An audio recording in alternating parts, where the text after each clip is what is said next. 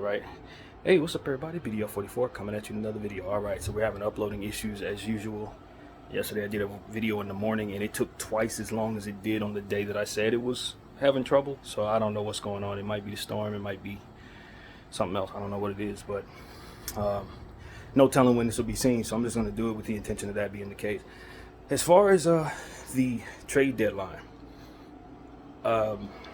as I made in the last video, have said, I think that it's sort of a locked market, not necessarily locked like the Rudy Gobert thing, but locked in the sense that I don't think anything is likely to be done unless it's absolutely last minute. And it's because I think it's a bluffer's market, meaning we've seen so many deals in the past where people have been willing to overpay for things, to now it's the market seems like it's testing the field to see if anyone would be willing to do that, or it's because these deals have been done, it's at the standard for what you want is to be able to fleece someone. The problem is no one's looking to be fleeced. So the market needs to sort itself out, if what I'm reading is what it is. Either you want to sell something or you don't. You know, if everybody's looking, let's say I bought a sandwich for $35 at Carl's Jr. one time. Now, because they see me buy that sandwich at $35 price, now they want to raise the regular price to that sandwich for $35. Well, just because I was dumb enough to pay $35 for that damn sandwich, nobody else is. So if they're trying to actually sell sandwiches, they really do need to come down on the price. You can't just expect someone like me to come around, or for the whole, you know, your whole fan base come around and be willing to pay that price for that sandwich. They're not. And I think that's kind of what you're looking at to a degree. Nobody's looking to do a Rudy Gobert trade. Nobody's looking to do a Russell Westbrook type trade. No one's willing to do any of these things because they have learned from that. And the problem is the sellers out there don't want that to have been the case. They want you to still be in that space where you're willing to overpay. And I think desperation is being tested to see how desperate teams really are. And I think, again, because LeBron James was mentioned to possibly be on the market, I think people are looking for that move to be made before they want to do anything else. And we're running out of time. I think the fact that the Lakers are involved in whatever these rumors are for most of what is expected to be done, I think the market has a certain interest in making the Lakers stand pat. And I believe that because the Lakers have been beneficial of a lot of things that have come about. For example, we always have stars funneled our way. We always have someone being rumored to want to come here or is demanding their way here or something of that nature. And I just think that when it's time for the Lakers to improve upon what they already have, people tend to want to not see that happen. People tend to want to see the Lakers just stand pat. People tend to want the Lakers to overpay. And I think, you know, when it comes to like D'Lo Russell, his situation is really specific because, yes, he has a player option at the end of the season, but the market is essentially telling us that they don't value his higher level play. I don't know if that's the real price for D'Lo Russell if he were to be anywhere in the league, or if that's the Laker price. That's what I'm wondering about. Because it comes down to the circumstances. If he opts in and he's not playing well, yeah, we got him on tap for 18 or whatever it is. And we can try to trade him again next year at the deadline. If he plays up his value from here, will they still recognize it as him not being worthy of being priced up for his well play? Or is it going to be a situation that once he hits the open market, people are going to be willing to overpay for him or pay him what it is that he's worth when playing well? In other words, his value is, in my theory, is only at a decreased level because it's in our Laker fan possession. That's what I'm worried about. Because what we're trying to say right now, and I was listening to Trevor Lane, happy birthday, Trevor, speak on this. He was essentially saying that he believes that that is the case, that the Lakers have an asset in their hands that nobody else wants. So he's a less of a stressful risk to walk because at the end of the season, if he decides to opt out, the rest of the field is likely not going to want to pay him what he's worth if he plays his value up from here, because of course he's been playing his value up for the last 2 weeks and they're not recognizing that. My thing is, if he hits the open market as a free agent, I don't think that's going to be a problem that he has. That's a problem that we have while we have him, because the market doesn't want to do us any favors. I really believe that is what's keeping us from being able to move Russell at a higher discounted rate based on how well he's been playing. In other words, he's been playing his value up, but the Hawks, for example, won't recognize that. And other teams won't recognize that. They want us to do more to get rid of him. Yes, but the key is not him, it's us. Do you understand what I'm saying? They want us to do more. It ain't about whether or not he does anything, because once they get him there, wherever he's going, and he plays well, they're going to value him high. And if they want to retrade him, they're going to want to retrade him at a price tag that's elevated like we do, like we're trying to do right now. You know, they're acting like they don't want the player. Maybe they don't. Why? Because they know we got a Austin Reeves fantastic contract piece, which I think the market is also trying to make us pay for. The fact that you got that Austin Reeves piece at such a discounted rate that it almost cheats the market itself. Here's a player who would have been offered $80 million from the Houston Rockets, taking $50 million from us. With all, you know, bells and whistles on the contract from what I understand, but nevertheless, at such a low pay rate that it's so very affordable for us to hold on to Bron, AD, and him and still be able to do good things. The market, aka the field, doesn't appreciate that. And I think that because we are refusing to let go of that particular contract, coupled with the Rui Hachimura contract, which is often seen as favorable, us trying to bring ourselves even more of a great contract without losing either one of those contracts is something that the field just is very much against. That's what I think is happening. So as a result, they're telling us they don't want D'Lo at a heightened price because they're reacting to the fact that we have all of that going on. I'd hate to make it so petty as to say that the NBA field is just simply jealous of the Lakers, but that's kind of what it boils down to be honest with you. That's kind of what it trickles down to. It's not reflected in being seen that way, but when you do the math, it's gonna equal that. Basically, the field wants to find balance. The market is always looking for balance, and if the Lakers have the LA market, LeBron James, Anthony Davis, Austin Reeves' fantastic contract, which is arguably the best one in the league, Rui Hachimura, who if he plays up to his potential is also on a fantastic contract, the balance is lacking in regards to the eyes of the market. It's not balanced because other teams don't have all that. Other teams can't benefit from all that, especially a team like Charlotte or Atlanta. They ain't got none of that. And some of these teams have overpaid for stuff. Some of these teams have done bad deals, so that brings even more of a draw away from the balance versus how well we're expected to be doing. And then you couple that with how bad we've been playing with all of that wealth. And the fact that we've mortgaged the future and done bad deals with Russell Westbrook involved. Certain things that we've done. I think the market just ultimately doesn't favor the Lakers. I think it hates us off rip. And that's the field reacting to all of the things that we've had and us not doing very well with it. And it wanting what we have in every way, shape, and form. Some of that stuff is acquirable. Other stuff is just the market and the lure and the 3 million fans all over the world. So when people say Laker tax, this is exactly what I just described to you. It's a Laker tax. If we were the Charlotte Hornets and we had D'Lo playing well for the last 2 weeks, people would not be telling us we need to pay this, that, and the third to get him in theory. To get him off our books in theory. In theory. Because the Charlotte Hornets may not be the best example because they are the other way around. You're going to want the Charlotte Hornets to be a patsy because they've been so poor. But if you find a more balanced team, say a solid team like, I don't know. Let's just say we're talking about the Rockets. If the Rockets had him on this price tag, probably not. They would probably get him without having to give up any picks, without being asked to give up Austin Reeves if they had that contract. It wouldn't react to them that way. It wouldn't. It's reacting to the Laker brand, I feel, based on my speculation, man. Just my speculation. At the end of the day, the league itself, meaning Adam Silver and everybody, they're very happy with the Lakers, of course, because we make a lot of money for them. But the league, the band of owners, I don't think they're very pleased with the Lakers having all this, and some of their teams not.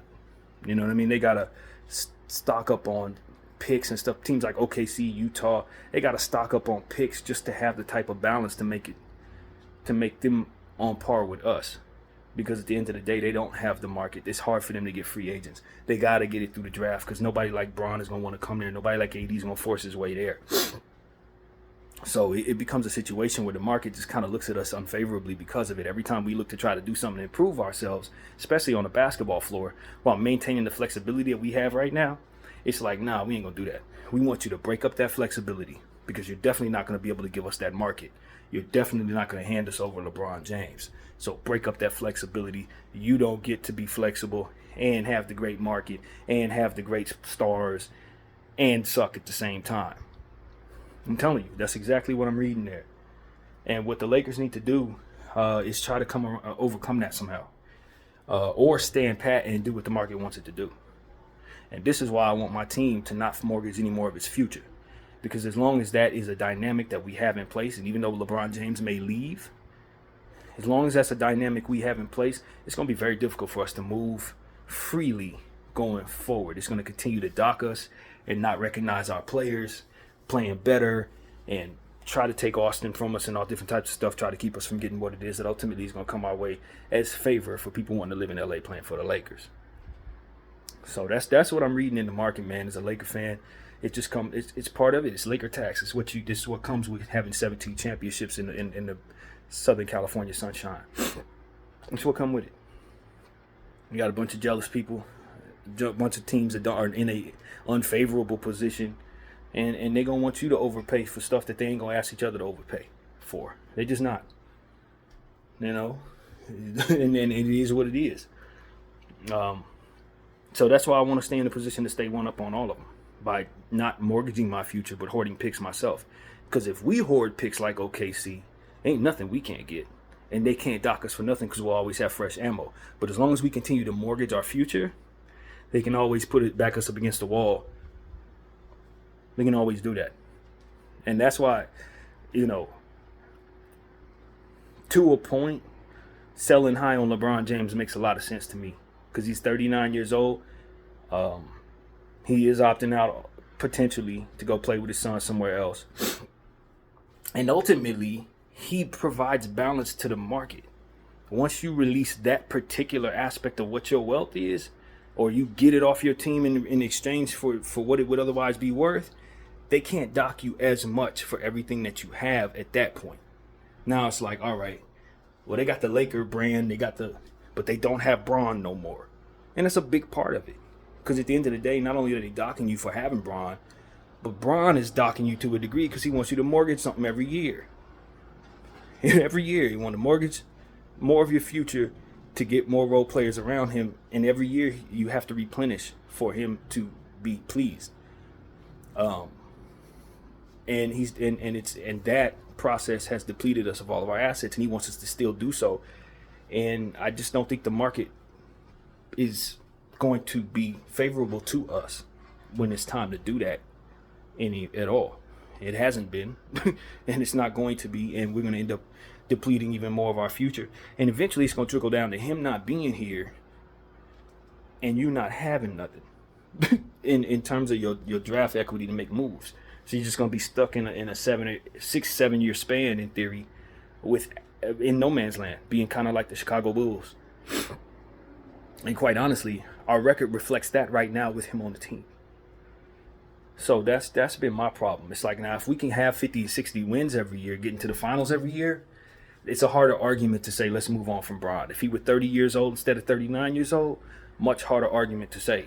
But right now, with him being in a position to not only leave, but even if he stays, he can, Father Time could finally hit.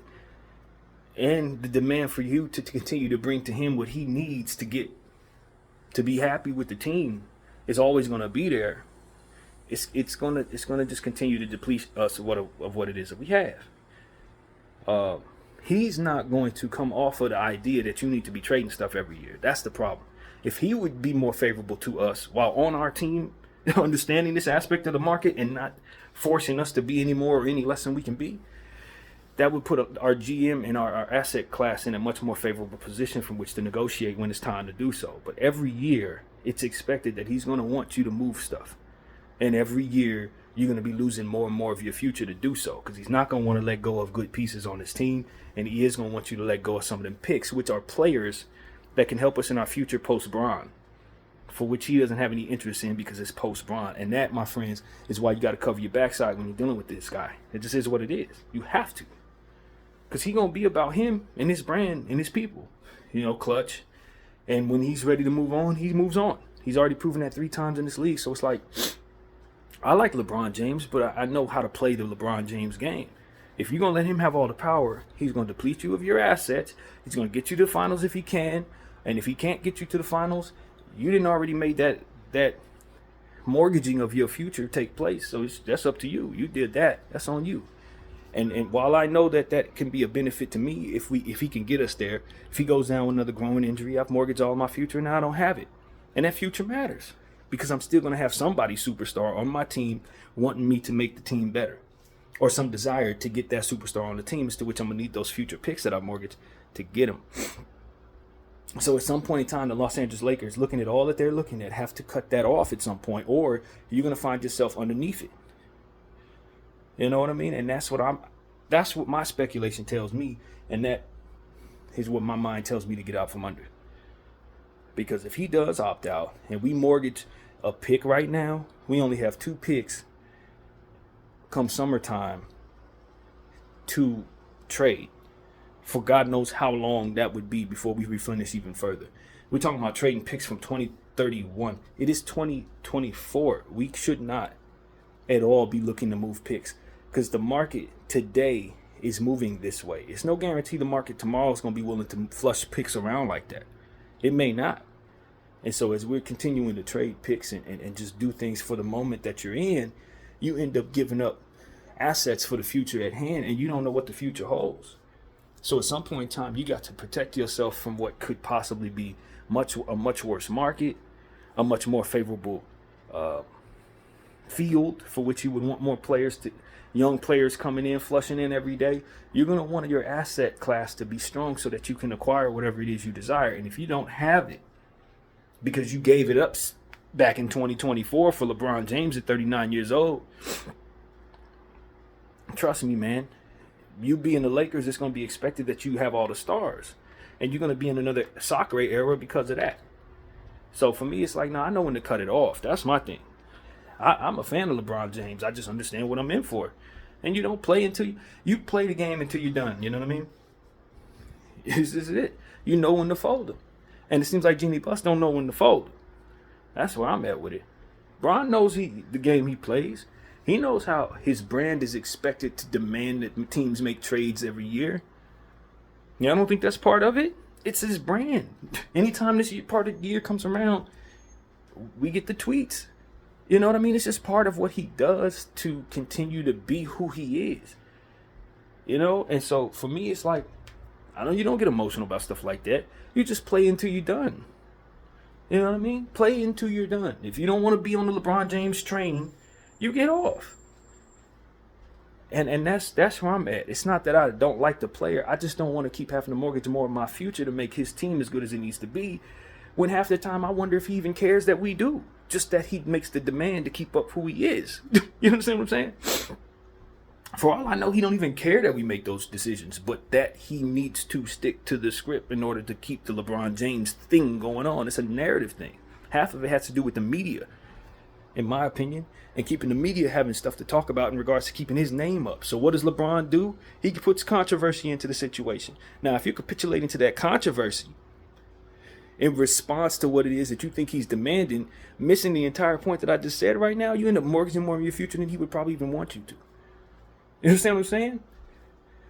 So it's like, for me, I just don't. If you're smart enough to behold the entire circumstance, then you probably stand pat and don't mortgage any picks at all. If you can get up off of Gabe Vincent, maybe keep yourself from losing D'Lo at the end of the season. If you think you're going to lose him, you probably make that type of move. But as far as me giving up any first to get anything, I'm probably not. unless I think that what I bring back can then be retraded for first later on. It's the only reason. That's why DeJounte Murray, I mean, I could kind of do that because I like the idea of trading him for picks a year from now, 2 years from now. I may be able to get those picks back. Otherwise, I'm not giving up no picks for Royce O'Neal or Dorian Finney-Smith or Tyus Jones expiring contract. I'm not doing that. And those picks that I have stay in my possession unless I'm getting DeJounte Murray or better. And I'm not moving Austin Reeves for the sake of my flexibility and the fact that that is one of the most valuable contracts in the world while this player is still developing.